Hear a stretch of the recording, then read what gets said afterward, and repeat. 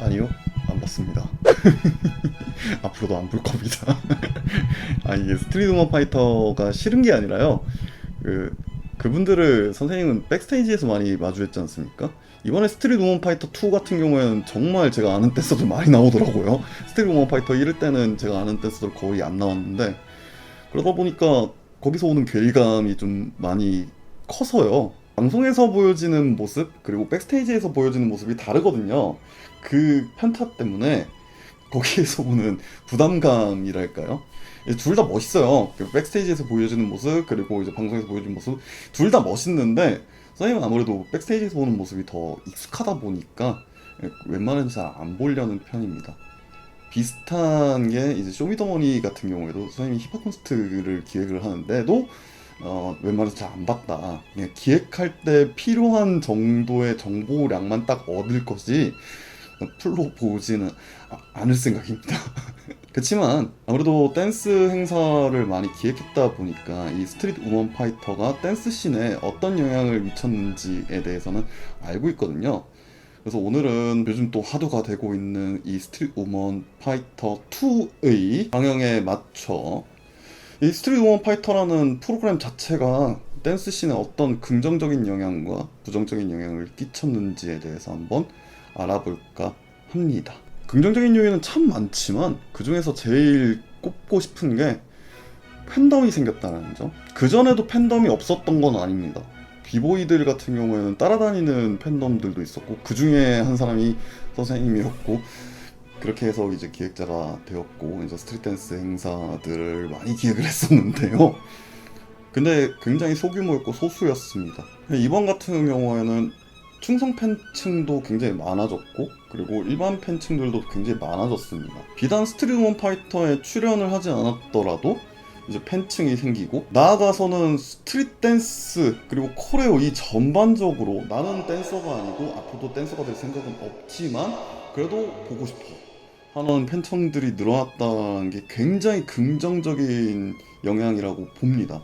이건 사실 스트리트 우먼 파이터가 씬에 준 선물이라고 저는 믿어 의심치 않습니다. 덕분에 선생님 같은 경우에도 좀 일을 하면서 편해졌던 게, 2019년까지만 하더라도 댄스 행사 나갈래요 그러면 우리 학생들이 쌤이니까 나갈게요. 근데 제 취향은 아닌 것 같아요. 라고 얘기를 했었는데, 2022년부터 댄스 행사 나간다고 하면 재밌어요. 저 갈래요. 심지어는 미리 전화해가지고 쌤 이거 혹시 하세요? 그럼 저 같이 나가면 안 돼요? 이런 식으로 물어보는 경우도 있거든요. 워낙 많이 했다 보니까 선생님이 했던 행사들 중에서 일부가 거기 자료 화면으로 나가고 막 그런 경우도 있었어서, 그래서 이제 좀 일할 때 편해졌고 덕분에라고 생각해서 이제 감사함을 많이 느낍니다. 선생님 같은 경우에도 말이죠. 조정적인 영향은 개나 소나 댄스 라고 정리를 할 수 있겠는데요. 두 가지로 나눌 수 있을 것 같아요. 댄서 출신 기획자, 그리고 그냥 일반 기획자, 이 둘이 문제를 많이 일으키거든요. 이 씬에서 말이죠. 일단 댄서 출신 기획자들은 어쨌든 간 전문가들이 아니지 않습니까? 제가 지금 밥그릇 이거 때문에 그 사람들을 싫어하는 게 아니라요, 그냥 이 사람들이 일을 못해요. 앞전에 무대 연출 상식 찍을 때 생각을 해봤는데, 댄서 출신 기획자들 중에서 이거 제대로 듣는 애들 한 명도 없더라고요. 전부 감사 뜨면 아마 줄줄이 이제 쇠고랑 찰 텐데. 뿐만 아니라요, 이 사람들이 기획에 대한 프로세스도 모르고 일반 기업들 안에서 어떤 체계로 돌아가는지를 하나도 모르니까 그런 데서 오는 좀 무리수들이 되게 많고요. 좀 실수들도 굉장히 많고.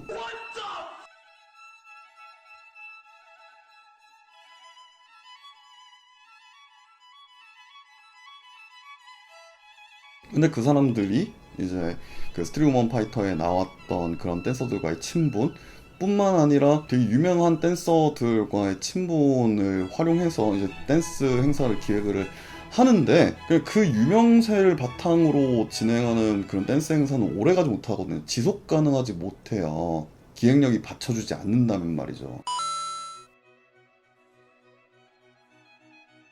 사람들이 뭐 밥그릇 뺏고 말고 뭐 이런 거 뭐 상관도 안 하고요. 스트릿 댄스 행사를 할지 안 할지도 모르고 이제는. 그래서 그냥 막 얘기하는 건데 정말 전문성이 1도 없습니다. 어디서 좀 교육을 해줬으면 좋겠어요. 그 실용무용 전공이라든가 스트릿 댄스 전공에서 이런 것 좀 교육을 해줬으면 좋겠습니다.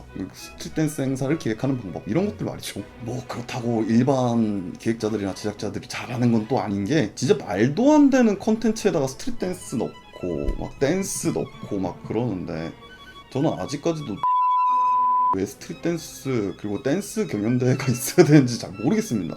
아 물론 솔직히 코에 걸면 코걸이, 귀에 걸면 귀걸이겠지만 근데 왜? 도대체 왜? 명분이 없잖아요. 기획 프로그램이잖아. 기획 프로그램에 명분이라는 게 있어야 될 거 아니야. 댄스 관련된 프로그램이 있어야 되는 건지 저는 좀 이해가 되지 않거든요. 그럼 기획자로서 그걸 잘 설명하든가 이런 게 있어야 돼요 라고 하면서 하던가 밑도 끝도 없이 막 갑자기 막 댄스 관련된 프로그램 갖다 붙이고 이런 것들이 더 심해지고 있는 것 같습니다. 앞전에서 얘기했던 댄서 출신 기획자들 같은 경우에 그래도 무대 프로그램 진행은 잘해요.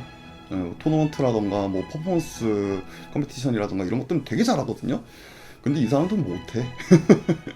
모르니까. 그것 때문에 좀 실망스러운데 이게 댄스 행사라는 건가?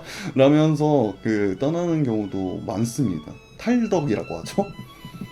그런 것들을 방지하려면 방금 전에 얘기했던 그 부정적인 요인들을 개선해 나가야 될 필요가 있습니다. 스트릿 우먼 파이터 2 되게 성황리에 방영이 되고 있고 굉장히 이슈가 되고 있는데요. 이 스트릿 우먼 파이터가 댄스 씬에 굉장히 큰 선물이니만큼 댄스 씬도 이 선물을 잘 담아낼 수 있는 그릇이 되어서 서로 다 발전할 수 있는 그런 환경을 조성했으면 좋겠고요. 더더욱이나 댄서가 아닌 사람들도 이 댄스라는 걸 사랑할 수 있게끔 만들었으면 좋겠습니다.